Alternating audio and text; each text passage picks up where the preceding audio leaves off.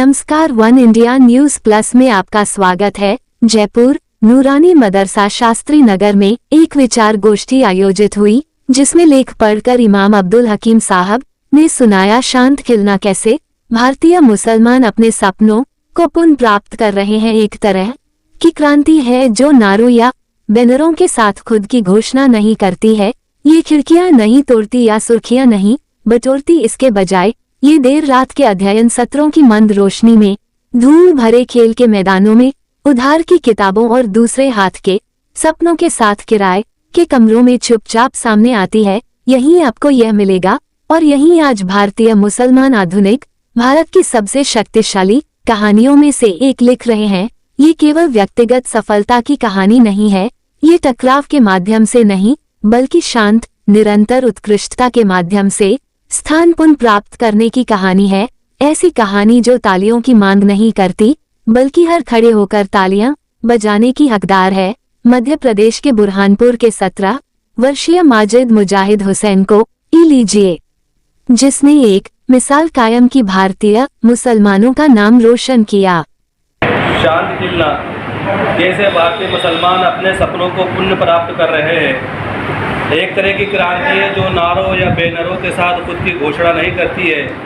ये खिड़कियां नहीं तोड़ती या सुर्खियां नहीं बटोरती, इसके बजाय ये देर रात के अध्ययन सत्रों की मंद रोशनी में, धूल भरे खेल के मैदानों में, उधार की किताबों और दूसरे हाथों के सपनों के साथ किराए के कमरों में चुपचाप सामने आती है।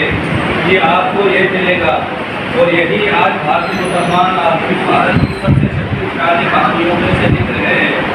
ये केवल व्यक्तिगत सफलता की कहानी नहीं है, ये टकराव के माध्यम से नहीं बल्कि शांत निरंतर उत्कृष्टता के माध्यम से स्थान प्राप्त करने की कहानी है। ऐसी कहानी जो तालियों की मांग नहीं करती बल्कि हर खड़े होकर ताली बजाने के लिए हकदार है। मध्य प्रदेश के बुरहानपुर के 17 वर्षीय माजिद मुजाहिद हुसैन को ही लीजिए।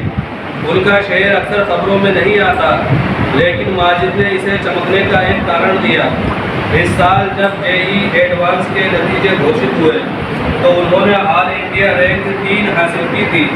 उनके पास बेहतरीन कोचिंग सेंटर या ऐसे संसाधन नहीं थे। उनके पास जो था वो इतना मजबूत विश्वास था कि 2 साल तक उन्होंने सोशल मीडिया से लॉग आउट करके और अपने सपनों में लॉग इन करके शोर को सचमुच बंद कर दिया। उन्होंने सिर्फ एक परीक्षा पास नहीं की, उन्होंने धारणा के दृश दीवार को तोड़ दिया जो अक्सर उनके जैसे नामों के साथ छाया रहती है। देश भर में संघर्ष के एक अलग कोने में सैकड़ों अन्य मुस्लिम छात्र उठ खड़े हुए। रहमानी 30 में एक शांत लेकिन उग्र शैक्षिक आंदोलन, जहां 205 में से 176 छात्र इस साल जेई एडवांस में सफल हुए।